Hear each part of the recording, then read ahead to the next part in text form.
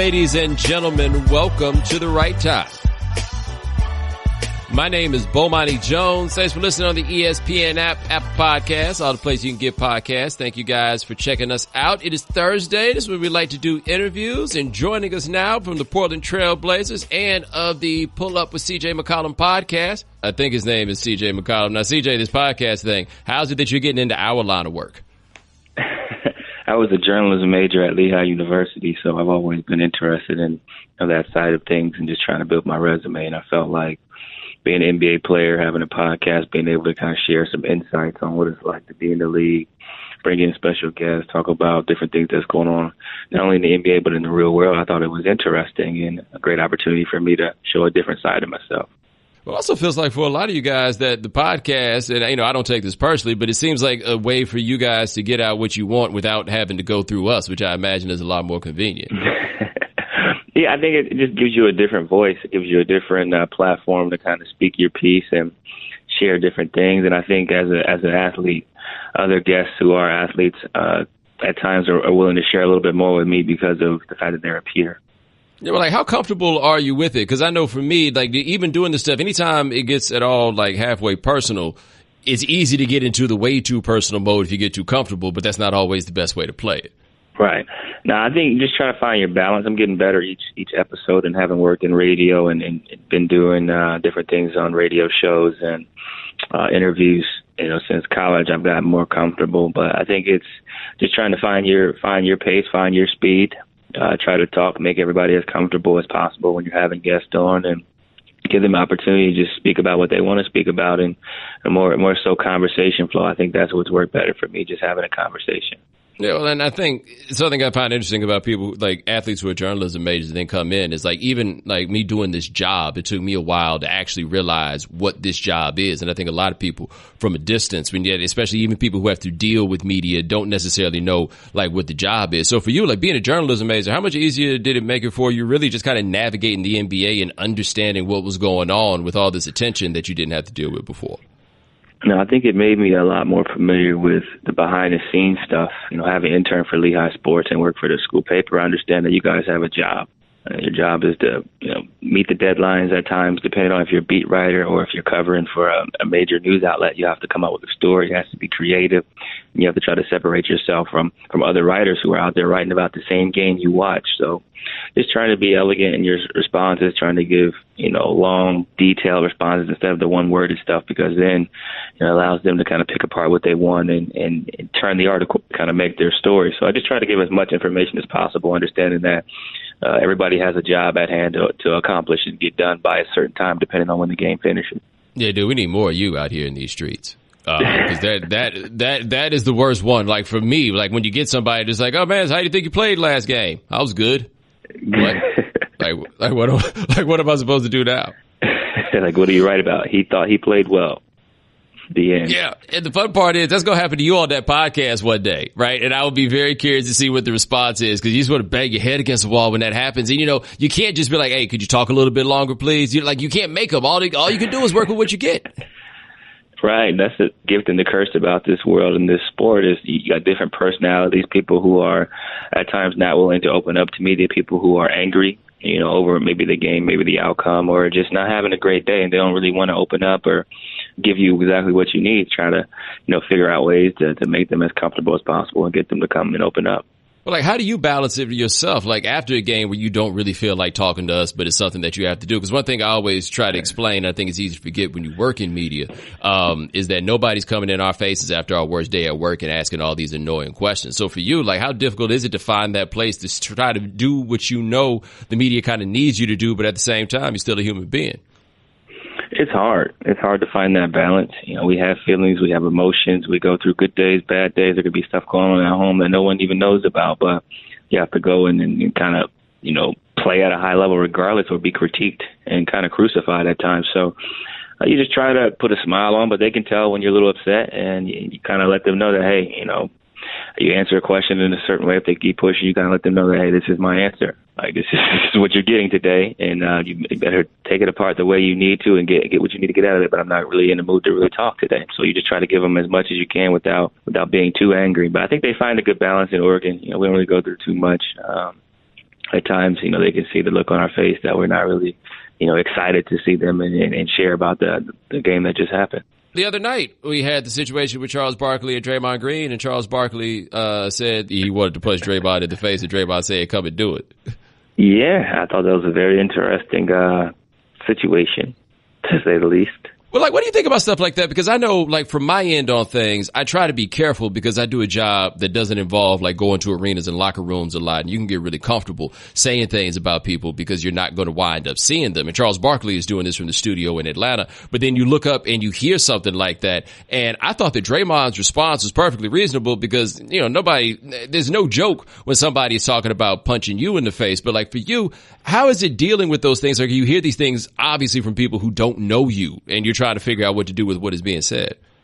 Right. Yeah, I think it's easy to say things behind the keyboard or from afar, but the truth always comes to light. And I think that when you look at the Russell Westbrook situation with the fan, saying things about his family and things of that nature and putting the camera in his face, would he do that if Russell Westbrook was walking down the street, outside of his workplace? You know what I'm saying? And as Draymond Green said, would Charles Barkley say those things, to Draymond Green in person? Walking down the street. I don't know. Maybe he would, maybe he wouldn't. But I think the fact of the matter is that there's a lot of things that are said, and then when you see somebody in person or when you think about seeing them in person, I don't think it always goes down the same way. So you just have to be careful with your responses and your reactions because, people will say anything behind the keyboard because they know that in reality they're never going to really come face to face with you. So you just have to, take it all in stride and try to be as responsible and as professional as possible. But understand that we are humans. We have emotions, we react, and we have anger and sadness and all those things. Well, I guess you had a similar thing during the playoffs also with somebody that you do see on a regular basis, a beat reporter who had tweeted that you were a dirty player and you publicly took umbrage with that. Yeah, I mean, that was a situation where, I felt like he was being disrespectful and speaking down on my name, and I addressed it and let him know how I felt about it. And, if he has a problem with the way I play and if he wants to stereotype me or label me a certain way, he knows where I live and he knows where I'm at on a day-to-day basis. And I think that's the thing you go through. People say things and then either take them back, retract them, or don't want to comment on them or don't want to mention it to your face. But in reality, we see a lot of these people every day. Well, I'm curious about that because, how often do you have situations where you read something that somebody you see on a regular basis has said, and then it's like it didn't happen and that person's in front of you? Yeah, I mean, it doesn't happen that often in a situation where you see someone, maybe they're a beat writer or they're a reporter, and they say something about you, and you have to see them the next day and they act like nothing happened. It doesn't happen very often, but everyone has a right to their own opinion. I think that's what makes America great. That we are entitled to opinions. We are able to, say things and feel things and express things in a certain way, but there also are consequences for certain things that are said and things that are done in America, and people have to realize that. Well, you mentioned the situation with Russell Westbrook and the fan. What is the wildest thing you've had somebody say to you? People have said things about fans. Have said things about family members, things about personal relationships, things about us as individuals, call us out of our name, everything. I mean, I've heard a lot. I've heard a lot of vulgar things, but, I haven't really been that close enough to a fan that in arm's reach to knock him out either. You know what I'm saying? So I think that's the slippery slope and the balance you have to face. Now, how much do you read about the team? I read a lot, not just about our team, but about other teams and what's going on in the NBA and other sports. So I'm very familiar with rumors involving myself, rumors that don't involve me, and just the pulse of sports in general. So how's that go when you read a rumor that's about you? I think it's funny at times because sometimes you can tell it's not factual, it's not true, and it's just kind of someone fishing to try to figure out what's really going on. And then other times it comes with the territory. Being in the NBA, being a professional athlete, there's always going to be rumors, and I always say it's interesting because we have to deal with, here potential trades for ourselves and kind of what our worth is, and try to explain it to a journalist. It's like, imagine you work for an outlet and there's a rumor that you're going to be traded to, maybe you work for ESPN, there's a rumor that you're going to be traded to NBC Sports or a local affiliate in the area. Maybe it's a downgrade, maybe it's a promotion, but then you have to go to work with those same people who there's rumors you may be traded with them or for them or things of that nature. And it kind of makes things awkward at times, but it's the world we live in. I can tell you that actually did happen to me one time. where it was like a rumor hit the street, and then the next day I read a press release about somebody else getting my time slot before anybody had called me. Like that was the most miserable moment that I had ever had, because I called the boss. It was like, hey man, that's what the streets are saying. And his response was, I could neither confirm nor deny. Yeah. Now imagine going into work and realizing that you're going to go from, LA to, I don't know, Canton, Ohio. Like that's a big change. You know what I mean? And, not that it's always that severe, but that happens in our line of business a lot of times, where you go from the East Coast to the West or West to the South, and, one day you're there, the next day you're not, and your bosses look you in your face and, smile as if everything was all right, and then traded you. And I guess at this time of year, with you guys being out of the playoffs, this is especially a time where people, not just rumors, but just speculation on what people think is going to happen. Do you try to unplug from that at any point, like coming out of the season, or do you just continue to consume things as you have before? Yeah, I mean, I try to unplug in terms of relaxing, not working out, giving my body a break, but some of that stuff is unavoidable. If you watch TV, if you're watching games, if you're watching SportsCenter, you might see something about yourself. If you're on Twitter, someone might tweet at you. There might be a link, from a verified account with your name in it. And at some point, you're going to click that link. And if you don't, I'm sure someone is going to send it to you at some point. If there's rumors that you're going to be demoted or promoted, you're going to hear about it from somebody. So sometimes it's unavoidable, but you get used to that lifestyle because it comes with the territory. How often do you wind up calling the office and being like, okay, so what about this one? Never. Really? Trust your agent, trust the situation you're in, and besides the rumors and things that you see on TV, when it's really time, I know I'll get that call from my agent or somebody who's in the know. And if they don't give me that call, then I assume nothing is happening. Now, is this a thing, I guess, as you become more visible of a player, your name comes up more in these things? So, like, has it gotten any easier or more difficult as your career has progressed and as you've gotten better and more known? I think it's easier to deal with it because a lot of times, you got to look at it like this on the bright side. If your name's being mentioned in trades, that means that, someone else values you. That means you're valued from teams outside of just your organization. So it could be worse. No one could want you. And if no one wants you, I think at some point that becomes a problem. That means you've lost your value or you're untouchable. And a lot of times in this world, I don't really think anybody's untouchable anymore because of the fact that there's really no trade clauses in place. So you got to look at it like this. At least more than one team values you if someone's potentially looking to trade for you. Now, we talk about coming out at the end of the season. You guys lost the series to the Pelicans. And when you come out of a season, when you look at it, do you look at it relative to what you thought was going to happen before the season? Like, how do you process this sort of ending? It's never how you imagined it. I think that's what happens a lot of times in life. It's a roller coaster ride and things don't go the way you plan, but you just try to be as honest and upfront with yourself as possible, assess the situation, assess how it went, how you expected it to go, and ways you can improve individually to help the team collectively get better. And that's kind of how I've always approached it. I take some time to step away from it, then I begin watching film, then I begin figuring out how I want to attack the training process, get my body evaluated again right before I train so I can figure out the deficiencies and how to attack. But it's tough. The season ends, then the next day you have exit physicals, exit meetings, and then it's over. And you have to figure out, all right, what's my timeline on resting versus working out, and how can I get better so that we don't get swept again? Well, was there anything that you looked at, you talk about looking at yourself, that you looked at and you'd even know now, it's like, okay, this is the thing I've got to get better about? Yeah, I think my overall game needs to improve offensively, defensively, understanding, sets on other teams, their schemes, how certain teams are going to guard me individually, how certain teams are going to guard us as a team. Defensively, figuring out pick and roll angles, continuing to get a better understanding of, when to chase, when to shoot the gap, when to force somebody weak versus when to force them strong. I think there's just a lot of intricacies to the game in ways we can improve as individuals. And as I continue to watch film over the course of the next, 120 days, 130 days, I'll be a better player next year because of the knowledge and understanding and because of the work I'm going to put in. Well, is there anything as a team that you looked at and were like, okay, this is the place where we know we got to get better? Yeah, I think consistently on the defensive end as a team, we have to get better. We were top 8 this year, top 7. We made tremendous strides. And as you go through the playoffs, the scheming changes, the scouting changes, personnel changes, and you're really just focused on one team. So I think we can continue to take strides on that end, continue to take strides on the offensive end, three-point shooting, figuring out ways to make your teammates better individually and collectively.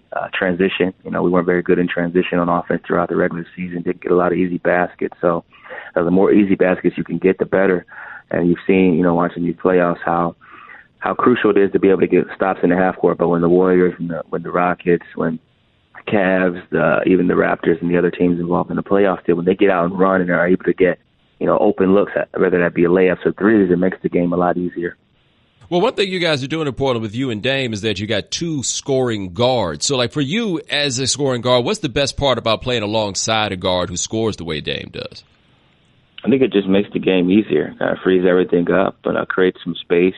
He has the magnet effect to where the defense and the attention is on him when he has the ball, and when he's off the ball, the defense of attention is still on him as well as me. So, just kind of figuring out ways to attack, whether that be on the catch, off the dribble, or in transition. And I think that we play well off of each other and have continued to get better each year and consistently have improved and will continue to in the future. Well, is there anything challenging about it? Because one thing about you guys in the NBA is y'all always think y'all are open. Y'all always think y'all are going to make the next shot, but you can't both shoot the ball on the possession. Yeah, we always think we're open, and we always think that we're unstoppable. I think that's the mentality you have to have. You have to be fearless. You have to understand that it is a team game, so you have to share the sugar. You have to be able to empower teammates and be able to live with other people, having success and other people having great games. So I think that's where we're at, and have continued to trust each other, have continued to empower and hope the best for not only each other but the rest of our team. And I think that's what makes you successful, when you're willing to sacrifice, when you're willing to sacrifice for the betterment of the team each day. All right, now I have to go. I was looking you up before we decided to do this interview, and I saw something that I could relate to about you in this. And I just have to ask you this. This is going back. You were 5'2" your freshman year of high school? Yes, sir. 5'2", 107 pounds. Dude, that was me. Like, I was 5 feet at the start of high school, and then I was like 6'4" by the end of high school, my freshman year of college. And I just look at that, like, for you, when you're 5'2", 107 pounds, did you ever think that it was going to come? Because I never thought that I would wind up being tall. Like, there was no way that was going to happen. I definitely had doubts. Doubt always creeps up in your mind at times, but I felt like, based on my genetics and my family history, that I was going to grow at some point. I just hoped that it was sooner than later and not too late. And as I continued to get taller each year, I was 5'7", and then I was 5'11". I was like, all right, I'm gaining about 3 to 4 inches a year, so I'll be at least 6'2". And luckily, I ended up verbally committing to Lehigh at around 5'11" and continued to grow.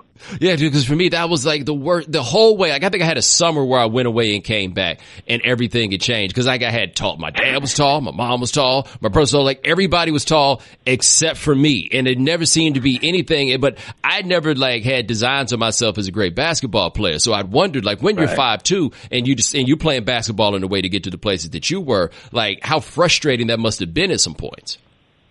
Yeah, it was definitely frustrating, but, I prayed every day. I asked God to give me some height, give me a chance to allow some of my dreams to come true and put me in a position to succeed. And I stretched before I went to sleep. I did all those things and worked on my game, understanding that, when I did grow, the game would become a lot easier. And I think that's exactly what happened. As I got taller, as I got faster, quicker, longer, being able to create a little bit of space as a 5'7" guy, the same amount of space at 5'11" and 6'3", 6'4" now, made the game so much easier, being able to shoot contested shots and how to use the floater, how to play angles. And let's be real, it makes life a lot easier too, man. The world treats you better when you're tall. Like, you don't really realize that unless you have the super growth spurt. Like, it's a whole different ball game after that. Yeah, man, I was small, man. I was very small, undersized. I had a lot of goals and ambitions, and people doubted me. People said my goals and dreams were impossible.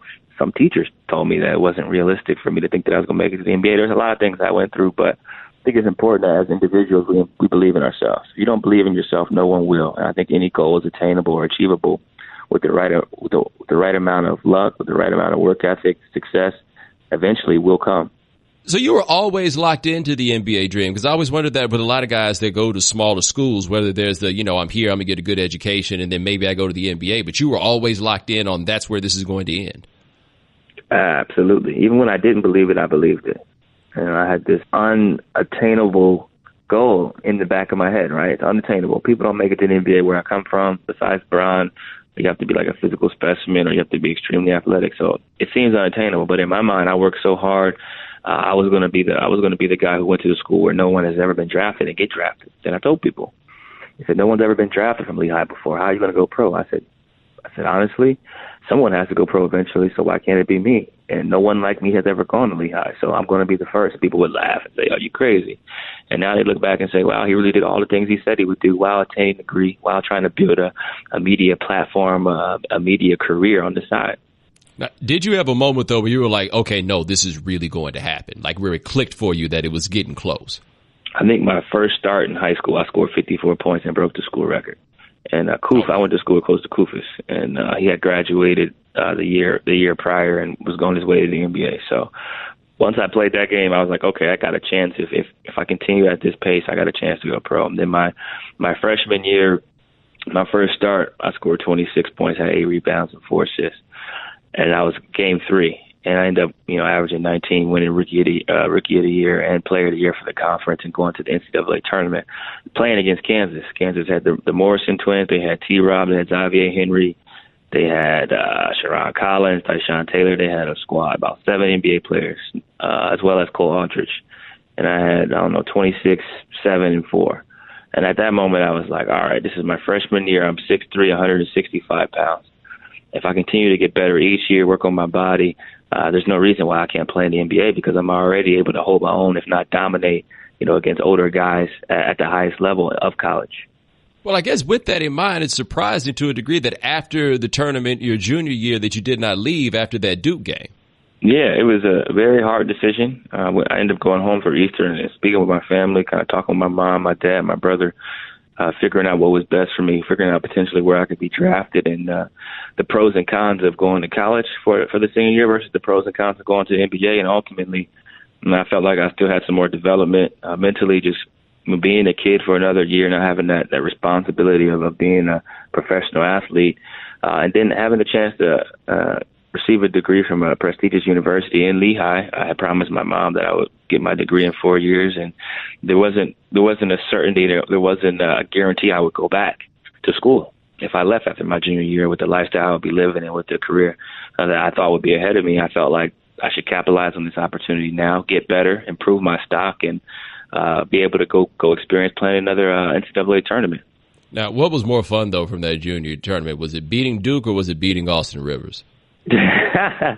Now, beating Duke, man. Austin's a good player in his own right. He works hard, and he doesn't. A lot of people, have mixed feelings about him because of him playing for his dad and all that stuff. But I think he worked hard, and obviously, a lot of people hate Duke. I didn't like Duke personally. I never have. I've always been more of a North Carolina fan, but I think the game was just helpful for me to be able to put myself, in that national spotlight, put myself out there to where people who had never watched a kid from Lehigh, had never heard of Lehigh, knew who Lehigh was after I walked off that court.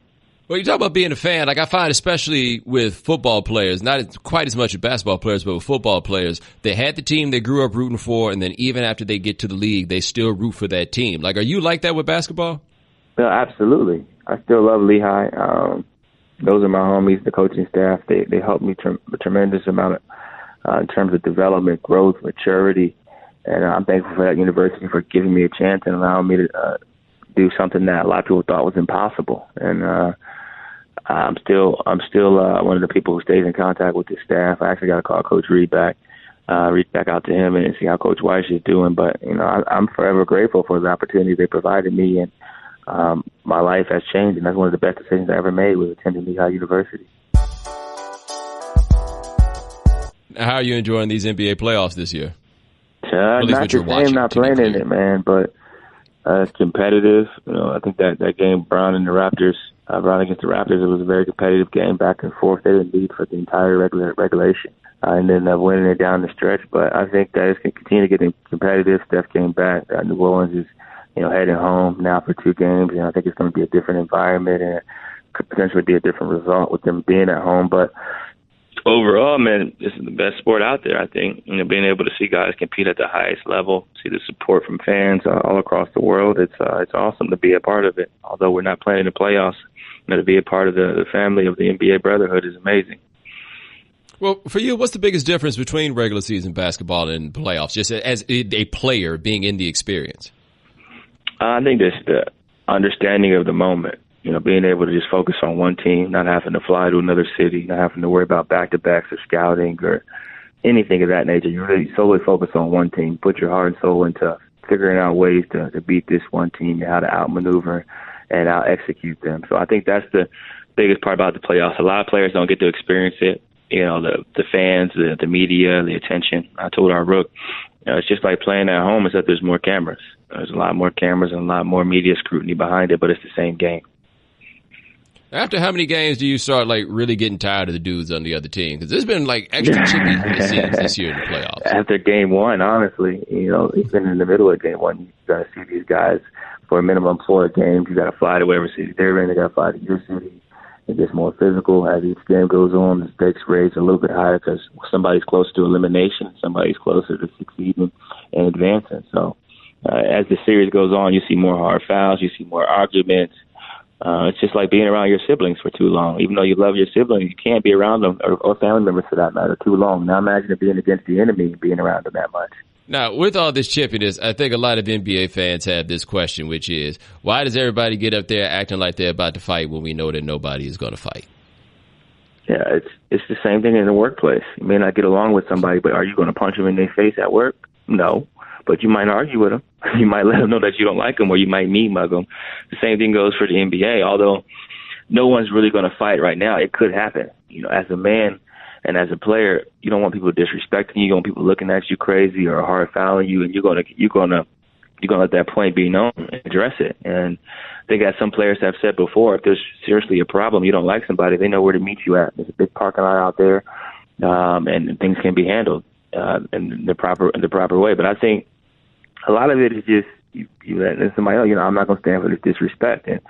And if somebody swings first, I guarantee you somebody's following up, regardless of the amount of money that's going to be taken away.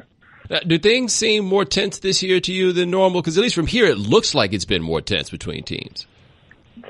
I don't know. I don't know if it's more tense. I think that in the media and people are paying more attention to technical fouls, paying more attention to hard fouls and confrontations. Obviously, there's some things that happen with the referees and a player headbutting them or whatever the case may be. But overall, looking at the breakdown of technicals, I don't think there's that much of a difference.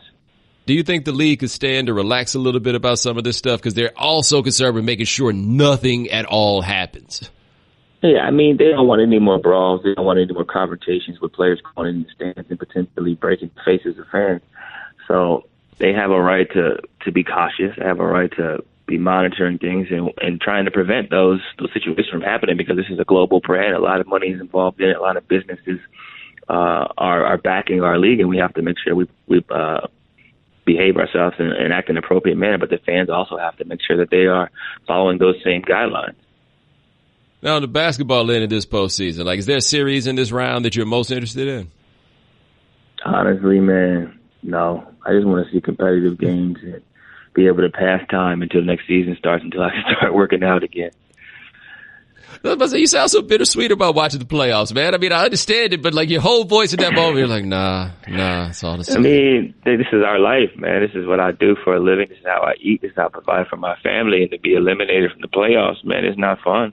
Regardless of how long it takes to recover, you still think about what you could have done differently, how you should still be out there playing, how your team should still be out there playing. So you watch and you just hope for entertaining games. But besides that, I have no rooting interest because I play for the red and black.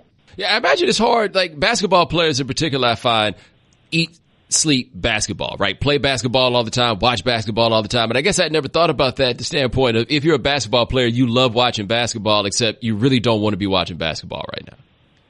Right. It's like a tough balance. Dang, I love hoop.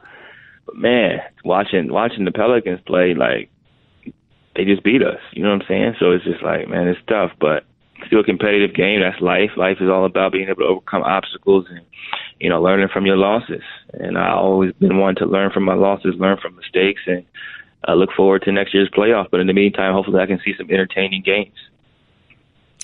Were you surprised that the Cavs won that game one? Because I thought that would be one coming off that last exhausting series, that the game one is one they'd lose and probably lose by a big margin. I was shocked that they won that in overtime. No, I wasn't surprised at all. I think that anything can happen in the playoffs, and you look at the way the Cavs roster is built. It was only a matter of time before JR started hitting shots. Only a matter of time before so other players contributed. Tristan's playing well.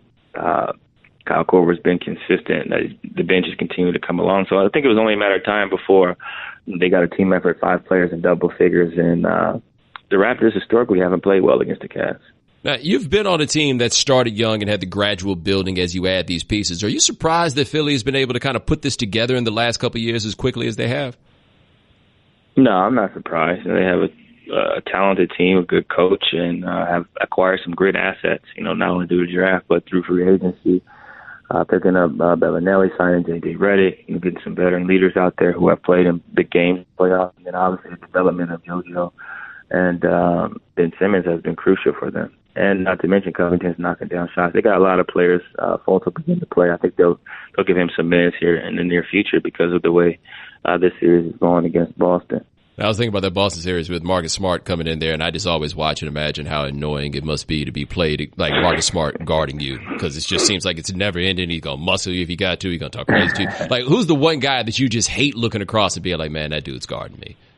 Man, honestly, nobody, man. I don't fear nobody, man. I enjoy every opportunity and every challenge on that court. I come from the mud, man. I came from, like you said, he was 5'2", I was 5'2", growing up in a town of 73,000 people, man.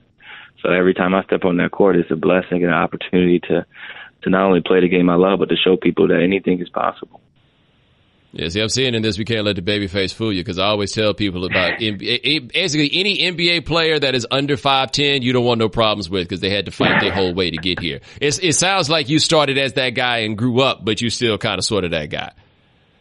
Yeah, man, you got to be a dog. You got to be a shark, a killer on the inside. And you can be nice as ever on the outside and off the court, but on the court, just win any means necessary. And I think you see look at the point guards across the league. A lot of guys are undersized or shorter. They're tough, and they're vocal. They're able to, be nice as ever off the court, but on the court, whatever it takes to win. And I think that's the mentality I've always had. Hey, man, that is our man, CJ McCollum. Before we let you go, man, let the people know where they can find your podcast. You can find my podcast everywhere. Pull up. CJ McCollum is on iTunes. You can stream it on all those streaming devices and sites out there in the world. It's everywhere. We actually got a new pod up as of Wednesday. We usually record before Wednesday and put them out Wednesday. So go get that. Subscribe, like, comment, ask me questions, whatever the case may be, and maybe we'll ask one of your questions on the pod. And I'm going to just tell everybody what I told CJ before, that the pull-up with C.J. McCollum got cracking the same week as the right time where Bomani Jones came back, and I was so excited because I was number 2 on the iTunes chart and C.J. was number 1, and then I learned that he hadn't even put out an episode yet. Like, we were losing to you without you having any actual material to put out there, and yeah, we're still having you on here. Like, that's love or something like that. Nah, I appreciate that, man. I remember the DM, man. I appreciate you having me on, man, and I have to have you on the pod at some point. We can chop it up. Hey, dude, just let me know, man. It's CJ McCollum, man. I greatly appreciate it. Already, man. All right, thanks to CJ McCollum for joining us here on The Right Time. Before we get out of here, hey, we got information on this Kawhi Leonard thing. Apparently, Kawhi Leonard is back in San Antonio. He said that Greg Popovich had coached after his Mrs. Popovich died, that he was going to be there to support them. But since Pop was not coaching, he did not do that. At the root of this, I think it's very interesting, and it's an important thing to point out. Basically, it's not a matter of the Spurs think he's healthy and Kawhi says he's not. I mean, that's part of it. But more specifically, the Spurs think it's one injury. Kawhi's people think it is a totally different injury. So the Spurs are like, yeah, Tony Parker had this injury and it was worse and he's back.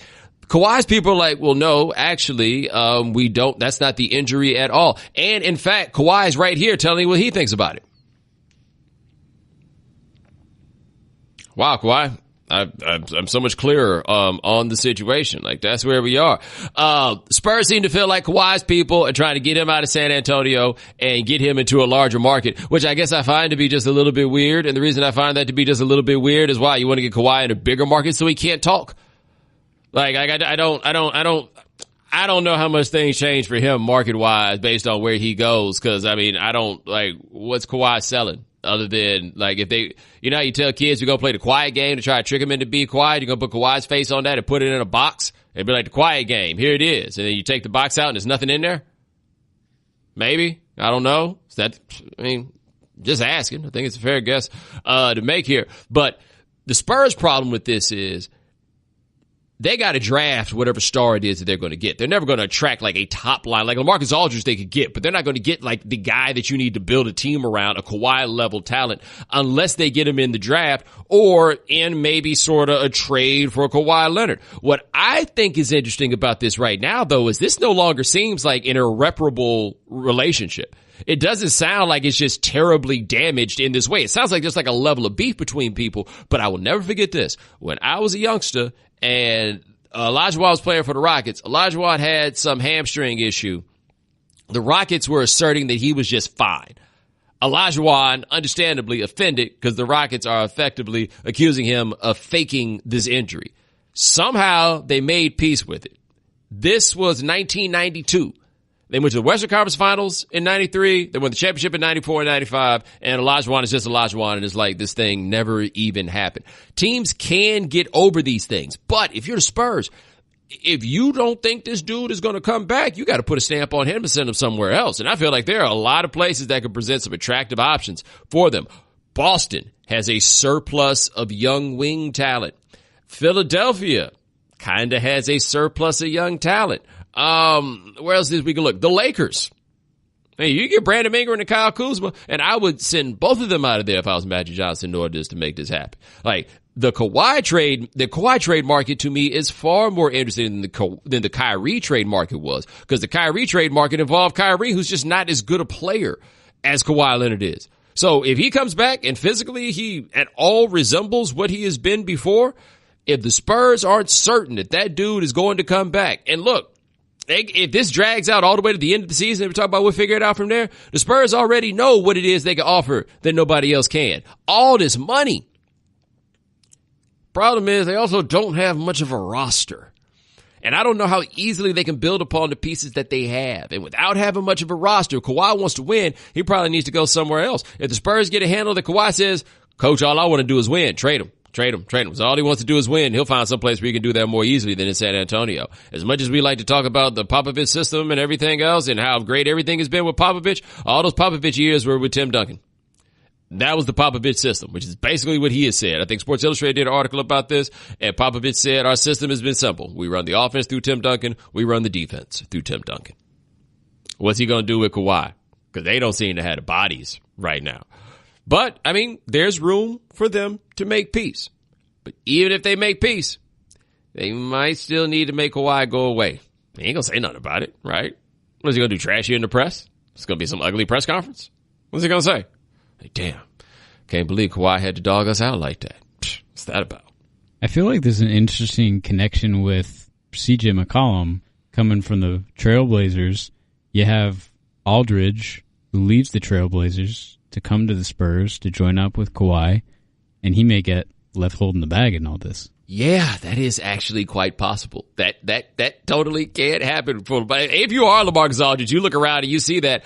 The one thing, though, they always said about LaMarcus in Portland, though, was he was not comfortable with the way that the franchise promoted Damian Lillard as being kind of the face of those things. And yeah, LaMarcus has managed to make some sort of peace, but they might send Kawhi out of there. LaMarcus Aldridge is like, finally, I get the ball first every time. I don't see what the big deal is. They had a squad there in Portland before he left. Man, they were not really bad. Good. The thing that's going to have to hurt for the Spurs for the longest is, and we'll never know what was going to happen in a 7-game series, right? Like, we'll never know the full extent of it. But they were up by like 25 points when Kawhi got hurt in that game at Golden State. And they looked like they had a chance to win that series. They did. Like, they looked to be that good with Kawhi. Now, again, it's only like three quarters of basketball or 2.5 quarters of basketball that we had. So you can't extrapolate but so much, but that never stops you when it's your what if, right?